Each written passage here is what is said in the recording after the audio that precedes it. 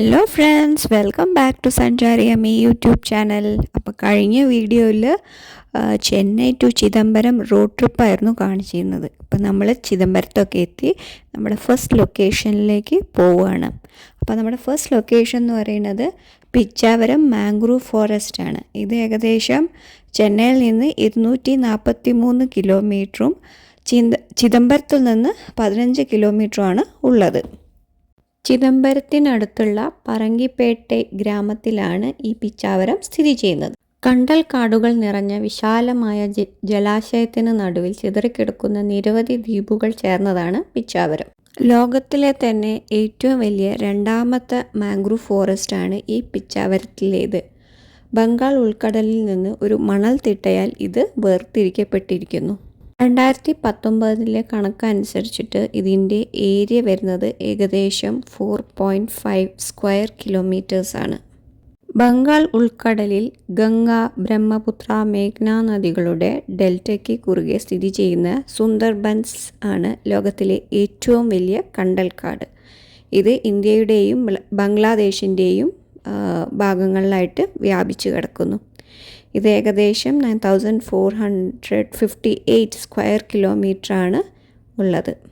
അവീസെനിയ, Rhizophora തുടങ്ങിയ സ്പീഷീസുകളാണ് ഈ mangrove ഫോറസ്റ്റിൽ അധികമായി കാണപ്പെടുന്നത്. സാമ്പത്തികമായി പ്രാധാന്യമുള്ള അപൂർവ ഇനം ഷെല്ലുകളുടെയും മത്സ്യങ്ങളുടെയും നിലനിൽപ്പിനെയും ഈ ഫോറസ്റ്റ് പിന്തുണയ്ക്കുന്നു. ഈ കണ്ടൽക്കാടുകൾ ദേശാടന പക്ഷികളെയും തദ്ദേശീയ പക്ഷികളെയും ആകർഷിക്കുന്നു. അവയിൽ സ്നൈപ്പുകൾ, കോർമേറ്റുകൾ, എഗ്രേറ്റുകൾ, സ്റ്റോർക്കുകൾ, ഹെറോണുകൾ, സ്പൂൺബില്ലുകൾ, ഫെലിക്കണുകൾ എന്നിവ ഉൾപ്പെടുന്നു. 15 ഓർഡറിലും 41 ഫാമിലീസിലും പെട്ട ഏകദേശം 177 ഇനം പക്ഷികളെ ഇവിടെ രേഖപ്പെടുത്തിയിട്ടുണ്ട്. നവംബർ മുതൽ ജാനുവരി വരെയാണ് ഇവിടെ ഏറ്റവും കൂടുതൽ മൈഗ്രൻ്റ് ബേർഡ്സിന് കാണാൻ കഴിയുന്നത്. ചാനലുകൾ, അരുവി, നീർച്ചാലുകൾ, ചെളിത്തട്ടുകൾ, മണൽത്തരികൾ എന്നിങ്ങനെ വ്യത്യസ്ത തരം ആവാസ വ്യവസ്ഥകളുടെയും സമീപത്തെ കടൽ തീരത്തിൻ്റെയും ലഭ്യത വ്യത്യസ്ത ഇനം പക്ഷികൾക്കും മൃഗങ്ങൾക്കും അനുയോജ്യമായ ആവാസ വ്യവസ്ഥകൾ പ്രദാനം ചെയ്യുന്നു.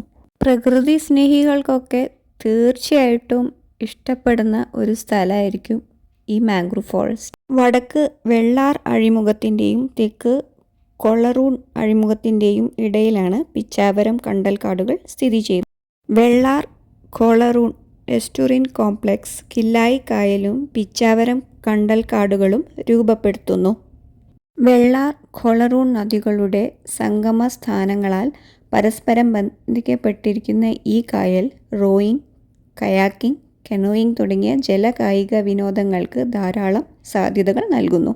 ബോട്ടിങ്ങിനായി 400-ലധികം ജലപാതകൾ ഇവിടെ ലഭ്യമാണ്. ഇവിടെ വരാൻ പറ്റിയ സമയം എന്ന് പറയുന്നത് ഒക്ടോബർ ടു മാർച്ച് വരെയാണ്. ഈ മാസങ്ങളിൽ കാലാവസ്ഥ കൂടുതൽ തണുപ്പായിരിക്കും. അതുകൊണ്ട് തന്നെ ബോട്ടിങ്ങിനൊക്കെ പോകുമ്പോൾ നല്ല സുഖമായിരിക്കും. അങ്ങനെ ഫൈനലി നമ്മൾ നമ്മുടെ ലൊക്കേഷനിൽ എത്തിയിരിക്കുകയാണ്. സത്യം പറഞ്ഞാൽ ഇത് ഭയങ്കര അണ്ടർ റേറ്റഡ് ഒരു ലൊക്കേഷനാണെന്ന് പറയാം. ഇവിടെ ഉള്ളവർക്ക് തന്നെ അങ്ങനെ ഈ നിയർ ബൈ ഉള്ളവർക്ക് അറിയാമെന്നല്ലാതെ പുറമേക്ക് അധിക പേർക്കും അറിയുമെന്ന് എനിക്ക് തോന്നുന്നില്ല. അപ്പോൾ നിങ്ങൾ ചെന്നൈയോ പോണ്ടിച്ചേരിയോ ഇത് ഏതെങ്കിലും ഭാഗത്ത് വരികയാണെങ്കിൽ മസ്റ്റായിട്ടും വിസിറ്റ് ചെയ്യേണ്ട ഒരു സ്പോട്ടാണ് കേട്ടോ. നിങ്ങൾ ഒരിക്കലും റിഗ്രറ്റ് ചെയ്യില്ല ഇവിടെ വന്നിട്ടുണ്ടെങ്കിൽ.